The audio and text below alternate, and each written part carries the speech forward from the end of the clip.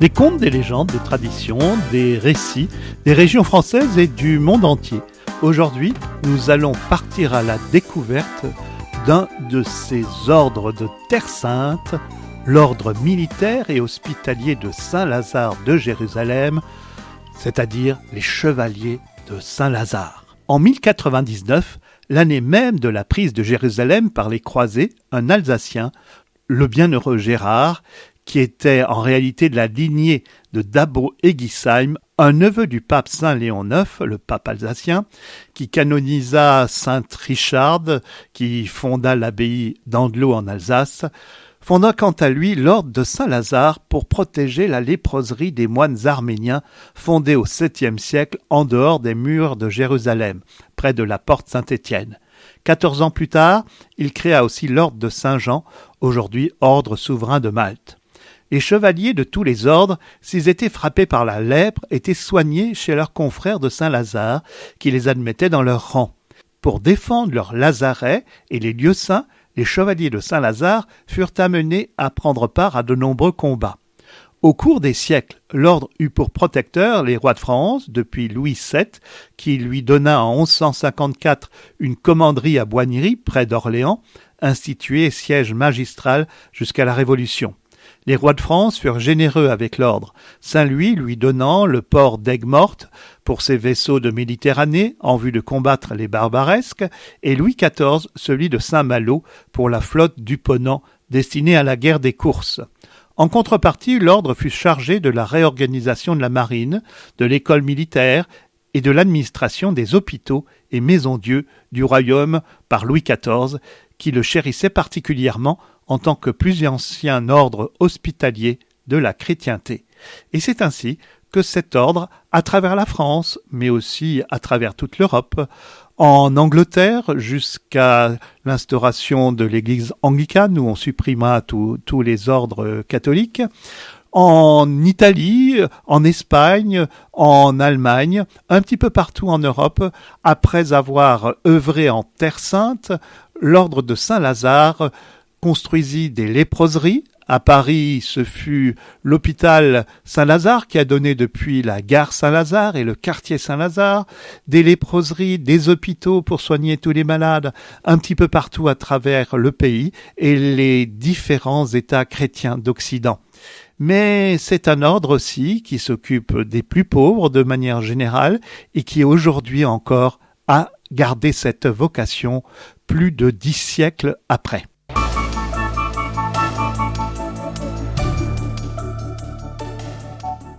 Et voici un chant qui évoque ce temps des croisades, les Terres Saintes, qui est interprété par la promotion de Saint-Cyr, général Lalande.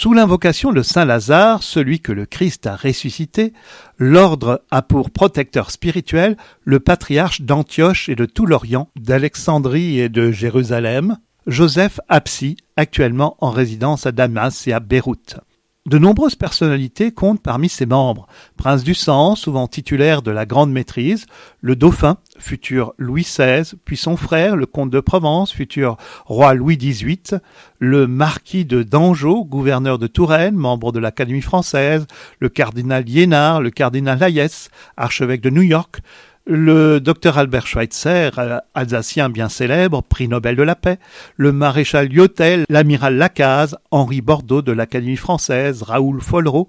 ainsi que les tsars Paul Ier de Russie et Alexandre Ier, le grand-duc Constantin de religion orthodoxe et le roi de Suède Gustave IV de religion luthérienne. L'ordre fut donc œcuménique avant la lettre.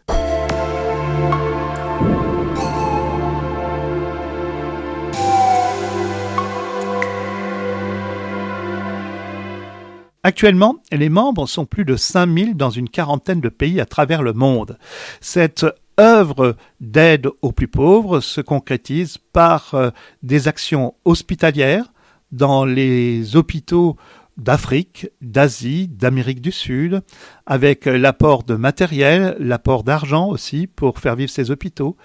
des léproseries à travers le monde, une grande quête annuelle à la fin du mois de janvier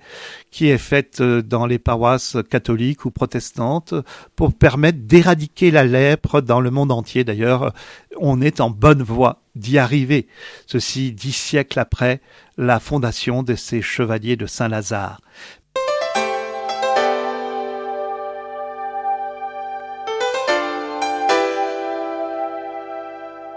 Mais aussi des œuvres caritatives diverses et variées. Par exemple, à Strasbourg, il y a là des étudiants qui, sous la bannière de Saint-Lazare, se transforment en écuyers de la charité, de l'espérance et de la foi,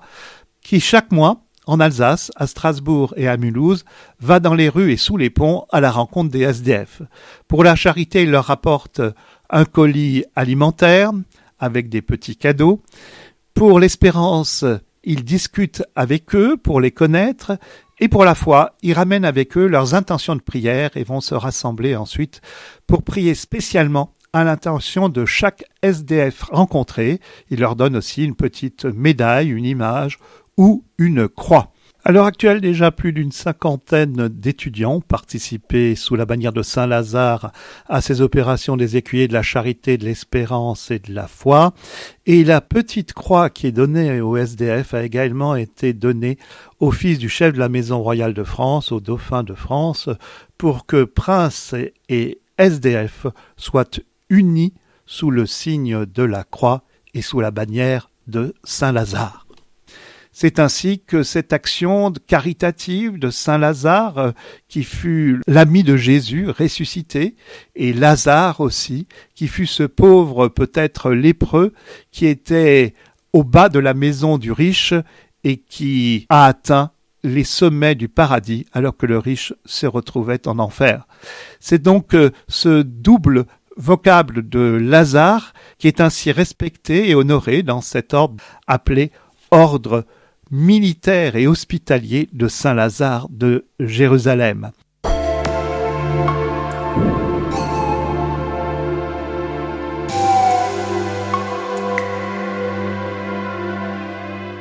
Actuellement, son grand maître est Don Francisco de Bourbon, cousin du roi d'Espagne et fils du duc de Séville, grand d'Espagne, qui veille à ce que l'ordre reste fidèle à ses traditions, esprit chevaleresque, unité des chrétiens et actions hospitalières en Inde, en Arménie, en Roumanie, au Bénin, à Madagascar, en Haïti, au Liban, etc.,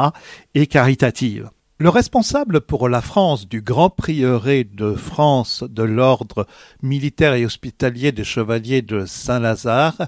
est le grand prieur, le comte d'Andelot-Hombourg, qui est originaire d'Alsace et descend lui aussi, comme le fondateur de l'ordre de Saint-Lazare, le bienheureux Gérard, de ces ducs d'Alsace.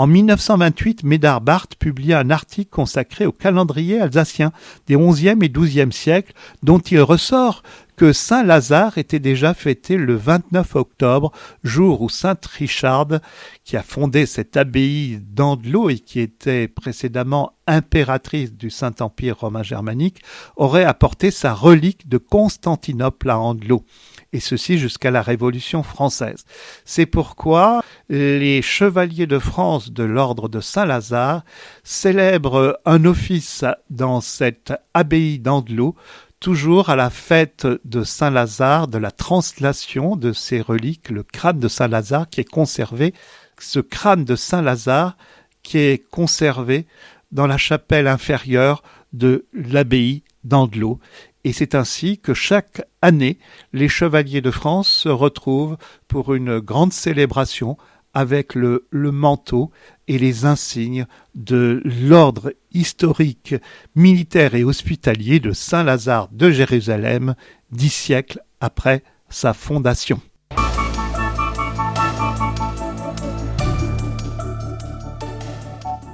Et c'est ainsi que nous allons quitter ce récit d'un des ordres de chevalerie de la chrétienté pour retrouver la semaine prochaine d'autres récits, contes et légendes des régions françaises et du monde entier.